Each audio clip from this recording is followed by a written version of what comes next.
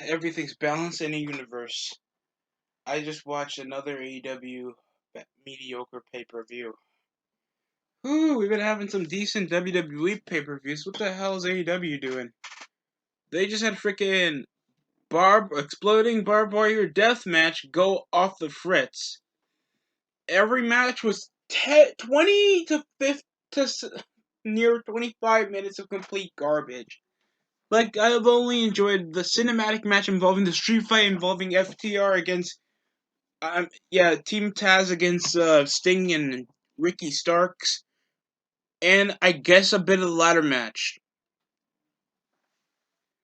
Christian coming back to pro wrestling, I guess outside of WWE is interesting enough, but it's not 2005, and there's never a tone shift when it comes over to AEW. Like, oh, you bring all these big free agents, then nothing affects the show. I guess it's the lack of an authority figure, even though we know the wrestlers are technically the authority figures, and Tony Khan is a huge freaking mark. Always looking like he takes estrogen pills. He has no semblance of a charisma. At least I know Vince can kill a human being if we let him fight some normal man. Like, we know he's not beating up a pro wrestler. The guy, Tony Khan, just comes around just a lack of emphasizing any growth around the business. And while, yes, WWE has a lack of growing up a new fan base as well, but at least they're more profitable. Tell me anybody else over the current state of WWE's relevance that they are still able to sell their streaming service off for over $1 billion. Barely. Oh, goodness. What went right in the show? We opened with at least one of a decent match. It was the Young Bucks against MJF and Chris Jericho. And for the tag team titles, they won a literal battle royal for a shot. A tag team battle royal. No, it was like a three-way triple threat match involving the Inner Circle. They get a future shot for the World Tag Titles at the pay-per-view, while the rest of the ranked guys actually earn their spot, somehow get a shot for have to get a future opportunity for the Tag Team Championships. I don't know. There's at least some decent stops to stop the Meltzer driver. The pendulum, the pendulum nearly got the finish. That drop kick over the middle rope gets a near fall. Then they always have to get Nick Jackson somehow fighting a 2-on-1 doing kicks and kicks and kicks. And Jericho's like, oh, I can't reverse this even though I have more experience than most of these guys in the ring. It just felt like they were just doing some overly scripted stuff. It ends with the BTE trigger for the finish. Oh, God, I just felt like the match was just dragged on even though it wasn't even that bad. MJF had some decent spots, healing it over. I did not like the spot when they were trying to like Jericho needs a freaking waist trainer. They were trying to mock the Young Bucks pose, but Jericho can't move his waist that much, so it just looked like he was stuck in that pose, like he needed grease to move his hips. It looked bad. There was also the women's match that I refused to rewatch. By God, like, it was so long and boring.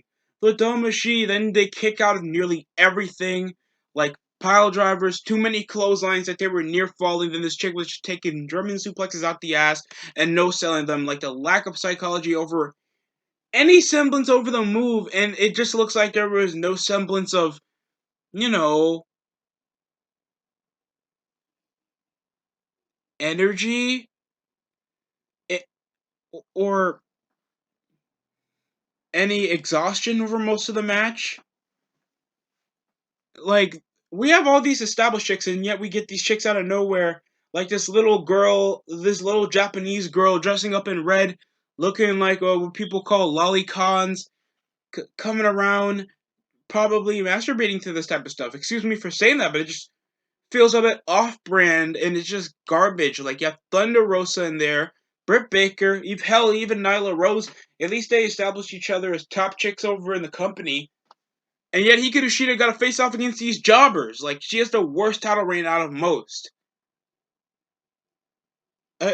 She has been the most irrelevant champion. And how many times you have to waste time over making dumb heels? I'm talking about the women's community thing that they do for the female wrestlers. is not producing growth for your women's division. Get a definable chick that can relate more to the crowd. Stop with these Joshi chicks that nobody cares about, have no character or defining identity, or just have boring ass matches. Like Hikaru Shida's not a terrible wrestler, but she's not an interesting one. She's not that definable as a talker, or at least with the looks. She just looks like she has a crescent moon face with a smushed up nose, no freaking charisma, coming around dressing up like Tifa, and she's not even that cute. So I don't want to say stuff like that, but that's just how the state of how it is. You have chicks like Britt Baker, Penelope Ford, Ty Conti, Anna Jay, Nyla Rose. Hell, even sometimes Riho. Dude, there's so many other deserving. Thunder Rosa. They should put the strap on her right quick. She can make that belt look cool. She's Latina. She can make crap like that work. I don't know what's the problem with you guys. Match was so longish and boring. She comes over with a Damashi running over on her face. It just was so long, unnecessarily long. There was also the tag team battle royale. After these guys had to win another tag team battle royale to earn a shot for the TNT title, after the Inner Circle had to fight amongst themselves to even get one of them to be a legit tag team. Sammy Guevara can't even be involved because of the crap he done with Impact, and oh God Almighty, it's just so garbage. There was any exciting factor because most of these guys are like diminished indie fodder that have no interesting character trait. FTR wasn't even in the tag team battle royale. They had freaking the only identifiable one were like to me that I don't even think worked for the company was called Bear Country, and they're just a ripoff of Heavy Machinery. Decent little Hurricane Rana. It looked messed up, so he improvised. I think that was over Evil Uno when he got eliminated. When Marco Stunt was like running over, cheating, and trying to help out with eliminations. Even helped over Jungle Boy trying to get him out the ring. Like, wait, is this legal? I thought this is stuff heels do, not baby faces. Then he comes around with awkward elimination over Evil Uno, Hurricane running him out the ring. But they wanted to play it off safe and just let him awkwardly disposition himself and hit the ring post and eliminate himself out. Double clotheslines. I think SCU one or some crap like that. Let me look it up because this is just. Oh goodness, man. I wish I had more positives to say, bro. Many people might disagree with me over what happened because they'll be like, "This happened on the pay per view. This happened in the pay per view. Will it do something for the ongoing? What did it do to benefit the pay per view? And what really has changed?" Nobody brings this up over on the pay per view side.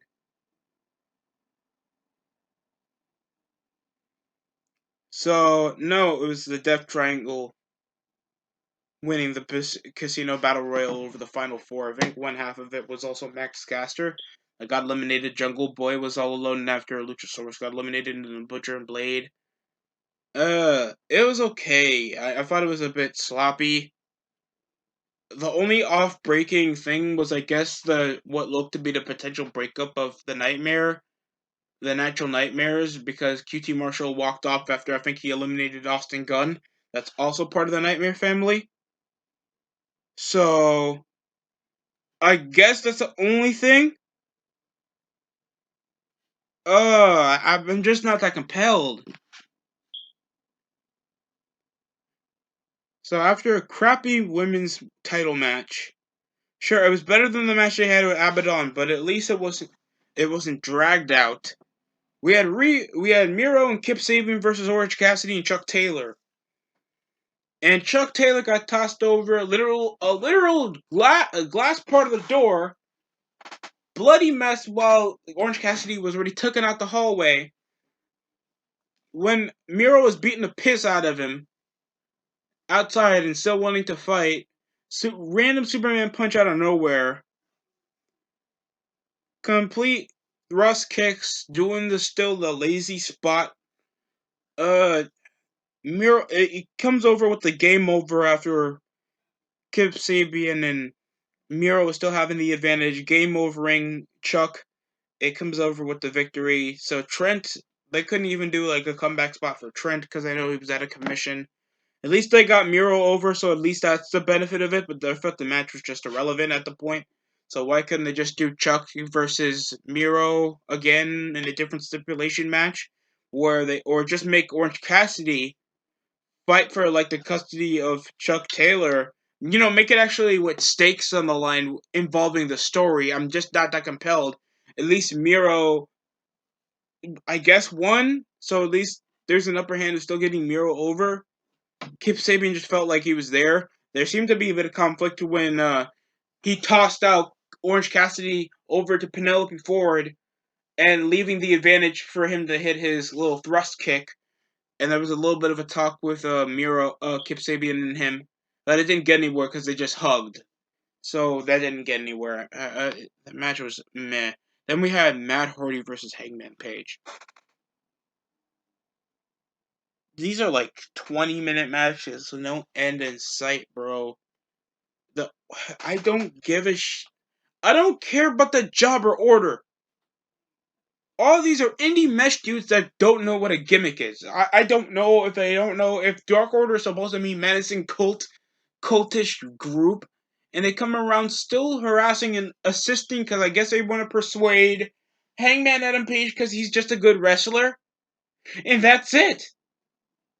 There were some counters, Mark Quinn and Isaiah coming around assaulting against Matt Hardy, a counter over the side effect, decent big boots. Nothing would really impact me to watch the match until the Dark Order really came, doing the whole Adam Rose thing, helping him get up so he can do the buckshot lariat.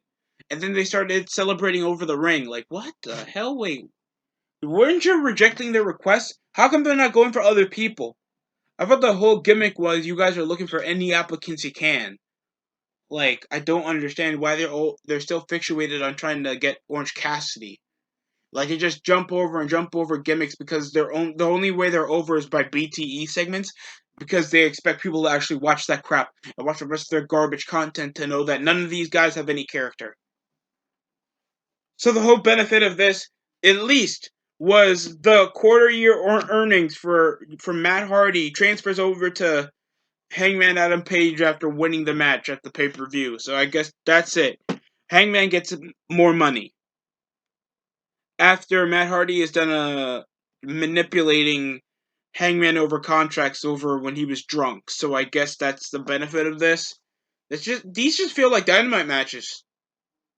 Like Kip Sabian and Miro versus Orange Cassidy and Chuck Taylor. Dynamite. Hikaru Shida versus Ryo Mizunami, Dynamite. A tag team battle royal. Dynamite. MJF and Jericho versus Young Bucks. I mean, yes, I guess I can stay. But some of these matches just feel like, Dynamite. Like, some of these don't feel like pay-per-view feels, even though a few of these have, like, the most crap storylines involved in it. We also had our face of the Revolution ladder match involving Cody Rhodes, Penta Zio Scorpio Sky, Lance Archer, Max Caster, and then the surprise opponent. That's it. You don't get a whole drum roll because that's how relevant he was. It's of course Ethan Page from Impact Wrestling. Guess that's a bit awkward that you sign him over a contract from a company you're partnering with. I get it, but it's just off-putting for me. So, what's the character like? It's the prime opportunity to get a guy like Moose that's wasting his energy over on Impact. I don't know why. What's wrong with big men? What's wrong with big men? I don't understand. He can nearly do the same thing. He just has a legitimate look. The guy looks intimidating and he does cool moves. I haven't seen a bad match from Moose in most of my time watching Impact. Why not Moose? Over the ladder match, it didn't even look like Lance Archer even knew how to hold down a damn ladder. The biggest thing he did was, I guess, a choke slam on somebody on the ladder. I think it was on Scorpio Sky, and then he did a freaking black hole slam on Cody. Cody was like subjugated back over in the match because everybody knew that he would technically win if there was no surprise opponent. A Canadian Destroyer involving Penta. Over, I think, Scorpio Sky. A Cody Cutter that looked so botched out because the release was off. Ethan Page, like, was there. He did some superplex or something. He just has, it's all ego, but he has no charisma. Like, you suspect a character like all ego who should have some charisma or something, bro. He just has nothing. He just looks like if no disrespect, Swerve Show was born in Canada or something. The poor dude, he just looks like he reviews video games in his spare time. And whenever fans outside of pro wrestling just know, oh wait, this is a surprise guy. He just looks casual. Does he work here already? That's how Ethan Page looks. Oh my goodness. So shockingly enough, to my despair, Scorpio Sky wins. I mean, at least they've been potentially trying to push him over to a singles role out of being out of SCU. I don't mind this change. I just don't feel like it's that impressive. I don't mind Scorpio Sky, but you could have went to Penta that already has experience and is more cooler. Or Lance Archer that some guys that actually need a more singles push over with the mid card title. I don't mind Scorpio Sky. It's just there could have been more things fighting over the brass Cheerio, the Krispy Kreme donut, the Sonic ring, the those crappy little golden O's cereals that you get over at Western Beat. I don't know, a portal to a different dimension, or the ring from Lord of the Rings. That's what it all looks like. The brass ring, pal. That's what it looks like. That's a brass ring. That's a brass ring, pal. We're gonna fight a brass ring, not a contract, not a briefcase, or some symbolic thing involving a revolution like a flag or something. It's just you could have just had a flag on the thing that says revolution with a featured title shot. So whoever wins this gets an opportunity on the next Dynamite episode to face off against Darby Allin for the TNT title.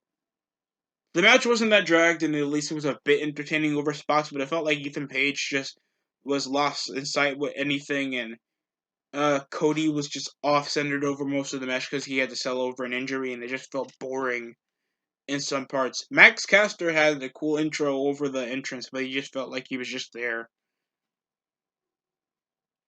Christian Cage signed with AEW. Out of most people, they thought it would be Rob Van Dam showing up in the ladder match and Kurt Angle being the prime free agent. Because he's actually Hall of Fame worthy. He's cool and nothing to take away from Christian. I'm not saying he can't be entertaining and he can't be a top star, but he's like near his 40s and he's not that legitimate to get a prime reaction. I'm sure people are happy to see Christian on AEW. I just don't feel like he's the most prime guy to sign, in my opinion. And I'm just going to leave it at that. And you have any problems with that? You can suck my... That's it. So Sting, Darby Allin versus off against Brian Cage and Ricky Starks of Team Taz. Wait, I'm supposed to say it's Sting and Darby Allin facing off against Ricky Starks and Brian Cage in a street fight. And it was a cinematic match, thank God. So pretty much they had this cool overhead view when they were transitioning through Sting fighting with Brian Cage and no, I think it was Ricky Starks against Sting. He kept lifting him over using that bat because he wanted to head over his pride. Then when when it looks like Darby Allin was getting the advantage with the skateboard, Will Hobbs coming out of nowhere, just tossing him around. They wheel him off and literally chuck him through a glass window on the corner. Oh god, there was a cool elbow drop that looked like these guys nearly died. Sting coming around, breaking his baseball bat when he hit Brian Cage at the back. Hook was there. Didn't look like he did that much. Came around just punching around Sting and Darby for a while until he got taken out by Sting. Match was okay. I thought it was entertaining, safe at least. Sting got himself all covered up because we know he's old. And Darby at least had some cool spots. Didn't look that strong. It made Team Taz still feel a bit more cowardice, even though they have more big guys. It wasn't that menacing. It just made it feel one-sided because we know they were trying to get the top free agent like Sting over, and it's just an over the diminishment of keep making Ricky Starks and Brian Cage look less threatening because they can't beat one skinny dude and one old dude. But that's just my opinion on the matter. Other than that, it was an entertaining match. But I just felt like it's another gloomy area where buff dudes gotta lose to other people with no interesting character. And I just felt like the setting was feeling like that match that Moose and EC3 had back on Bound for Glory last year. Other than that, let's go to our main event, and it's exploding barbed wire death match. If I hire an editor, he's putting those words in bold. Uh, so John Moxley versus Kenny Omega. Like, I hate Jon Stewart with freaking passion. The guy like really thinks that these guys are that like super mega stars. He'll shout over the name as long as possible, bro. Like, so what happened over the match? Well, there were some cool spots over with the barbed wire. He makes a makeshift glove, big slams. He start raking Moxley with the barbed wire wrapped steel chair. It looked like both men were tossing each other because the tables were just obviously there.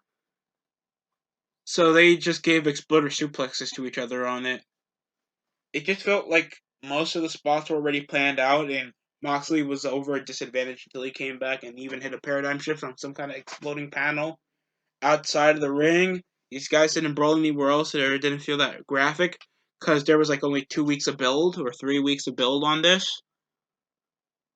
So like I thought the personal struggle of Moxley getting his title back was just underwhelming. The Good Brothers came, drop kicking him, hitting him with an exploding barbed wire bat. Holy crap! Moxley was like completely bled out over most of the spots in the match, especially getting his face raked a couple times with barbed wire, involving a bat, a table, any piece of barbed wire that Kenny can get his hands on. I think it wasn't as good as their unsanctioned match. They had a full gear because there was at least hype factor into that. But this is a rematch over when Moxley lost the title back at Winter's Coming special, and it just didn't feel that well desired. And it just comes up with Kenny hitting that one-winged angel on the chair for the victory. And then we had the massive explosion with under a minute to go.